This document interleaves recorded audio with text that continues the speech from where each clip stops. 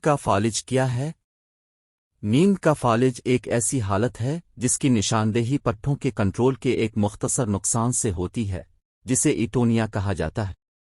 یہ سوتے یا جاگنے کے فوراً بعد ہوتا ہے۔ اوٹونیا کے علاوہ لوگ اکثر نیند کے فالج کی اقساط کے دوران فریب کا سامنا کرتے ہیں۔ نالج ہب کی ویڈیو میں ایک بار پھر سے خوش آمدید۔ آج ہم بات کریں گے نیند کا فالج کیا ہے۔ نیند کا فالج ایک عارضی طور پر حرکت کرنے میں ناکامی ہے جو براہ راست سو جانے یا جاگنے کے بعد ہوتا ہے۔ افراد اقساط کے دوران بیداری برقرار رکھتے ہیں، جس میں اکثر پریشان کن فریب اور گھٹن کا احساس ہوتا ہے۔ نیند کے فالج کی اقساط میں نیند اور بیداری دونوں کے عناصر شامل ہوتے ہیں، یہی وجہ ہے کہ وہ تکلیف دہ علامات کا باعث بن سکتے ہیں۔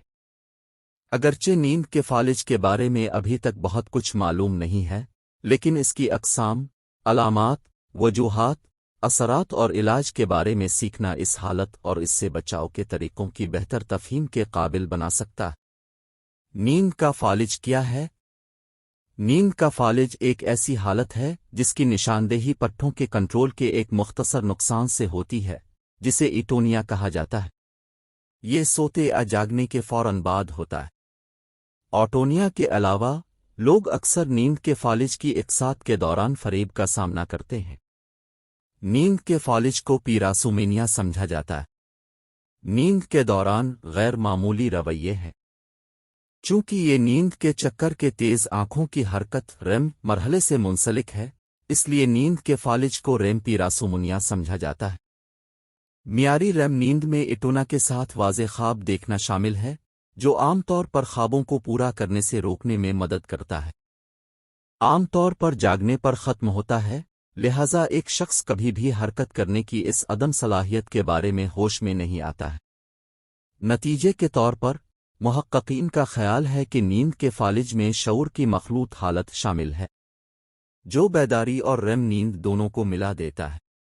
درحقیقت ریم نیند کی ایٹونیا اور ذہنی منظر کشی بیدار اور بیدار ہونے کی حالت میں بھی برقرار رہتی ہے۔ طبی ماہرین عام طور پر نیند کے فالج کے کیسز کی درجہ بندی کرنے کے لیے دو اصطلاحات استعمال کرتے ہیں۔ الگ تھلگ نیند کا فالج یہ اقساط نارکلپسی کی بنیادی تشخیص سے منسلک نہیں ہے، ایک اعصابی عرضہ جو دماغ کو بیداری کو صحیح طریقے سے کنٹرول کرنے سے روکتا ہے، جو اکثر نیند کے فالج کا باعث بنتا ہے۔ بار بار نیند کا فالج، اس حالت میں وقت کے ساتھ ساتھ نیند کے فالج کی متعدد اقساط شامل ہوتی ہیں۔ بہت سے معاملات میں ان دو متعین خصوصیات کو بار بار الگ تھلگ نیند کا فالج RISP کہلانے والی حالت کو بیان کرنے کے لیے جوڑ دیا جاتا ہے، جس میں کسی ایسے شخص میں نیند کے فالج کے جاری واقعات شامل ہوتے ہیں جس کو نارکلپسی نہیں ہے۔ نیند کے فالج کی واضح علامت ایٹونیا یا جسم کو حرکت دینے سے قاصر ہونا ہے۔ ایک اندازے کے مطابق 75% نیند کے فالج کی اقساط میں فریب نظر بھی شامل ہوتا ہے، جو عام خوابوں سے مختلف ہوتے ہیں۔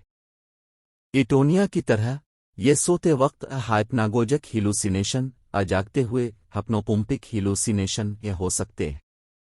نیند کے فالج کے دوران ہیلوسینیشن 3 زمروں میں آتے ہیں۔ گھسنے والے فریب، ان فریبوہے میں کسی خطرناک شخص کمرے میں موجودگی کا تصور شامل ہوتا ہے۔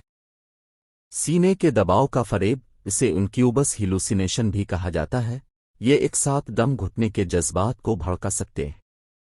یہ اکثر گھسنے والے فریب کے ساتھ مل کر پائے جاتے ہیں۔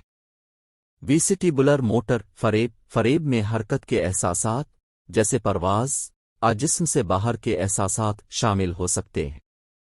پھیلاؤ مختلف ہوتا ہے، لیکن محققین کا خیال ہے کہ تقریباً 20% لوگ اپنی زندگی میں کسی وقت نیند کے فالج کا تجربہ کرتے ہیں۔ اس گروپ میں اس بارے میں بہت کم ڈیٹا موجود ہے کہ کتنی بار ایک ساتھ دوبارہ آتی ہے۔ نیند کا فالج کسی بھی عمر میں ہو سکتا ہے، لیکن پہلی علامات اکثر بچپن، جوانی یا جوانی میں ظاہر ہوتی ہیں۔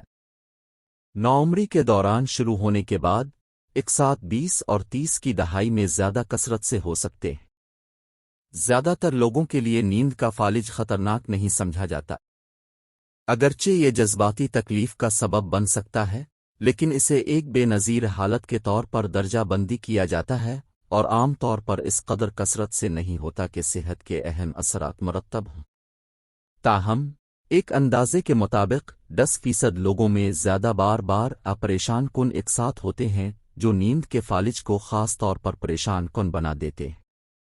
نتیجے کے طور پر وہ سونے کے بارے میں منفی خیالات پیدا کر سکتے ہیں، نیند کے لیے مختص وقت کو کم کر سکتے ہیں یا سونے کے وقت کے ارد گرد اضطراب کو ہوا دے سکتے ہیں جس سے سونا مشکل ہو جاتا ہے۔ نیند کی کمی دن میں ضرورت سے زیادہ نیند اور کسی شخص کی مجموعی صحت کے لیے بہت سے دوسرے نتائج کا باعث بن سکتی ہے۔ نیند کی حفظان صحت کی بہت سی تکنیکیں ہیں جو بہتر نیند کے معیار اور زیادہ مستقل رات کے آرام میں حصہ ڈال سکتی ہیں۔ ایک روٹین قائم کریں، ہر روز سونے اور جاگنے کے لیے ایک ہی شیڈول پر عمل کریں، بشمول ویک اینڈ پر۔ ایک آرام دہ بستر سے پہلے کا معمول آپ کو آرام دہ اور پرسکون ہونے میں مدد دے سکتا ہے۔ اپنی نیند کی جگہ کو بہتر بنائیں، اپنے بستر کو اپنی ضروریات کے لیے بہترین گدے اور بہترین تکیے سے سجائیں۔ روشنی یا شور سے محدود مداخلت کے لیے اپنے بیڈ روم کو ڈیزائن کرنا بھی مفید ہے۔ منشیات کا استعمال، الکحل اور کیفین کا استعمال کم کریں، خاص طور پر شام کے وقت۔ خلفشار کو دور کریں، سونے سے کم از کم 1 گھنٹہ پہلے الیکٹرانک آلات بشمول سیل فونز کو دور رکھیں۔ نیند کی حفظان صحت کو بہتر بنانے کو اکثر بے خوابی کے لیے علمی رویے کی تھراپی میں شامل کیا جاتا ہے، ایک قسم کی ٹاک تھراپی جو منفی خیالات اور جذبات کو دور کرنے کے لیے کام کرتی ہے جو نیند میں خلل ڈالتے ہیں۔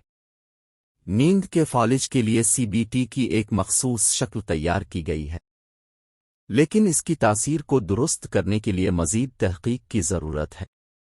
CBT کا ٹریک ریکارڈ قائم ہے۔ ذہنی صحت کی حالتوں جیسے اضطراب اور PTSD سے نمٹنے میں جو نیند کے فالج کے خطرے کو متاثر کرنے والے عوامل ہو سکتے ہیں۔ کچھ ادویات REM نیند کو دبانے کے لیے مشہور ہیں اور یہ نیند کے فالج کو روکنے میں مدد کر سکتے ہیں۔ ان دوائیوں کے مضر اثرات ہو سکتے ہیں اور جب کوئی ان کو لینا بند کر دیتا ہے تو REM نیند میں کمی کا سبب بن سکتی ہے۔ ان وجوہات کی بنا پر کوئی بھی دوا لینے سے پہلے ڈاکٹر سے بات کرنا ضروری ہے تاکہ اس کے ممکنہ فوائد اور نقصانات پر تبادلہ خیال کیا جا سکے۔